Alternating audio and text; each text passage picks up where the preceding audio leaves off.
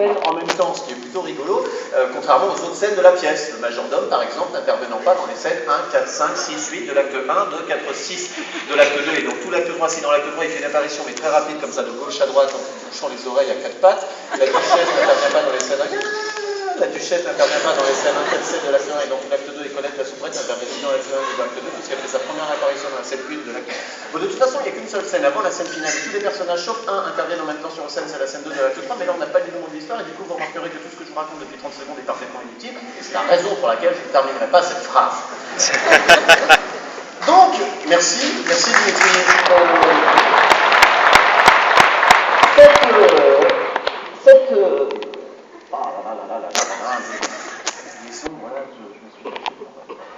Donc cette pièce de théâtre qui s'intitule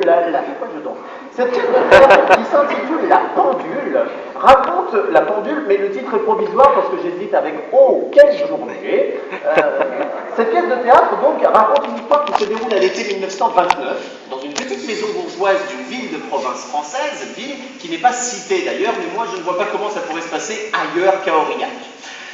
Et alors pourquoi Aurillac, allez-vous me demander? Eh bien je vais vous répondre en vous retournant un petit peu la question, pourquoi Aurillac?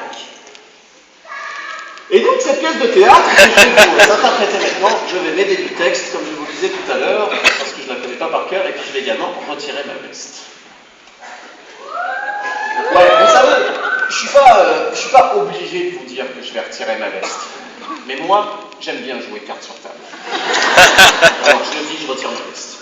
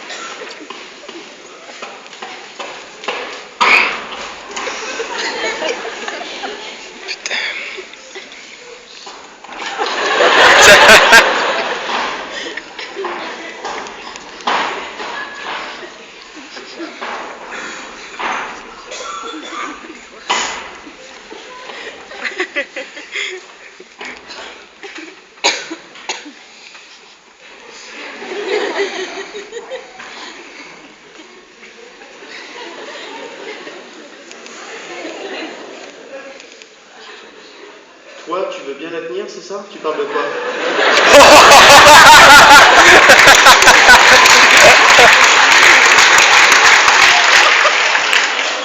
Il y a un qui manque là, David, pour accrocher la veste. Imbécile. Allume-moi la salle, tiens, tu vas voir où je vais te la mettre, la veste, tu vas voir où tu vas accrocher la veste. Tu veux rien prévoir pour la veste, tu vas voir ce que je vais en faire de ta veste. Vous pouvez me tenir ma veste, s'il vous plaît?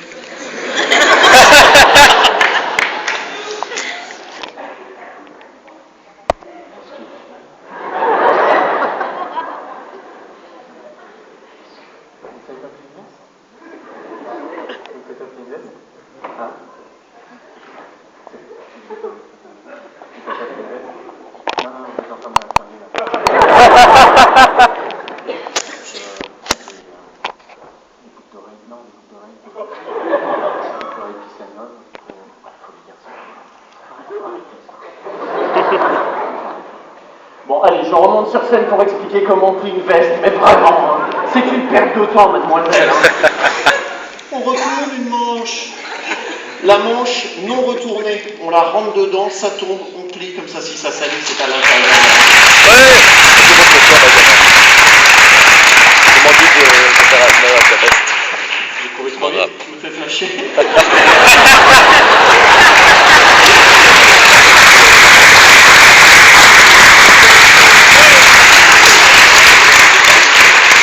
Oui, c'est mouillé, oui. Oh. Bien, allez, reprenons. Bien, allez, reprenons. Bien, allez, David, la lumière dans la salle, c'est moi qui dois ouvrir les cartes, comment ça se passe? Ok. Donc, théâtre en hommage à Rémi. Colette, la soubrette.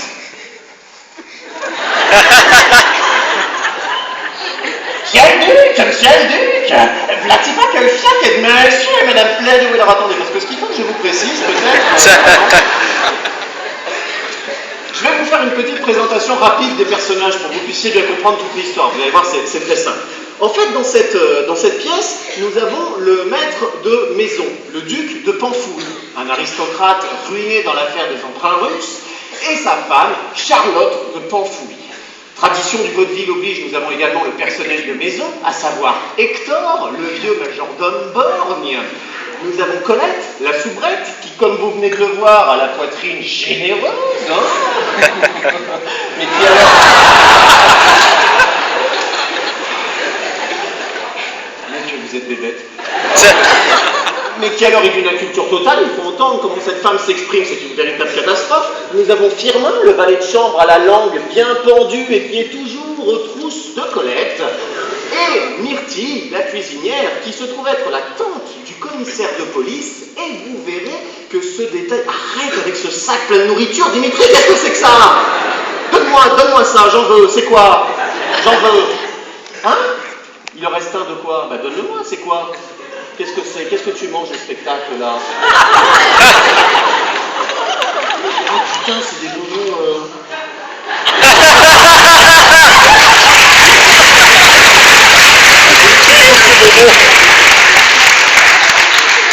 Oh merde. Bah oui, ça colle. Ah,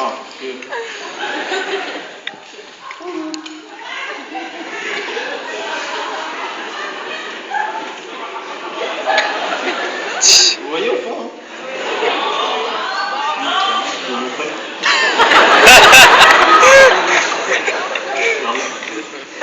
Tu peux allumer, David, s'il te plaît? Dimitri, il fait des petites coucouilles comme ça. En arrivant. Quelqu'un en veut? Ah, on va partager. On va partager. Et puis le sac, il n'y a plus rien dedans. On va lui chier à la gueule parce qu'il m'a interdit.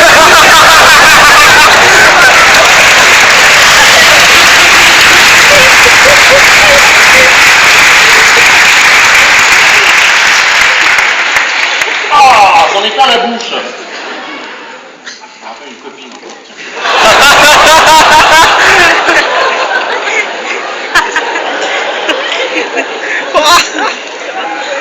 Qui adorait les haribots. Vous êtes pénibles, hein? Pas me mettre les doigts dans la bouche, c'est dégueulasse. Ça colle. Tu me prêtes ton doigt, c'est ça? Bon, bah écoutez, si je bafouille, c'est à cause de Dimitri.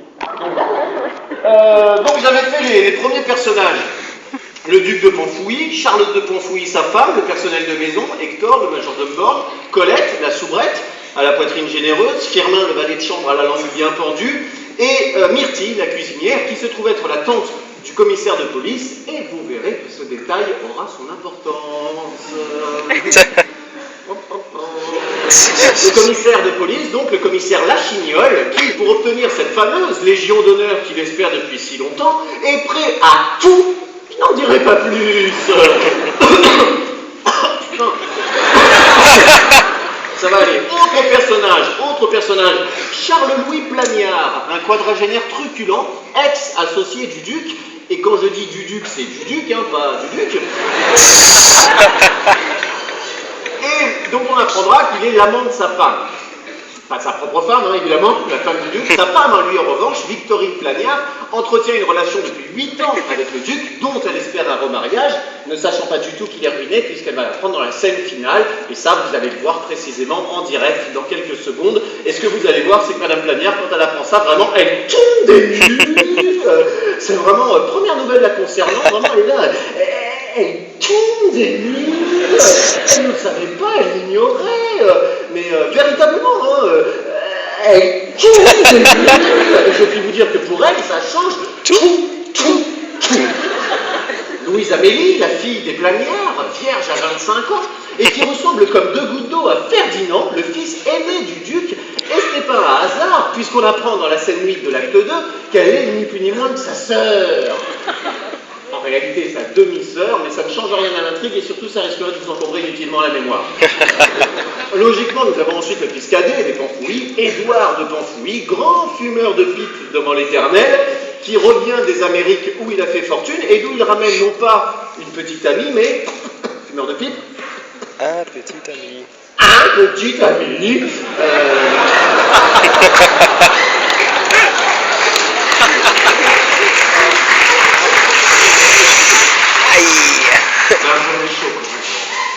Un petit ami qui va faire passer pour son associé. Son associé, donc, John Smith. John Smith, qui, bien évidemment, est un nom d'emprunt. Mais pas russe. Allez, j'en arrive au personnage principal de la pièce, le personnage pivot, le plus important, en la personne de Léon Dumagot, le banquier véreux, et c'est un cigare, ça. Et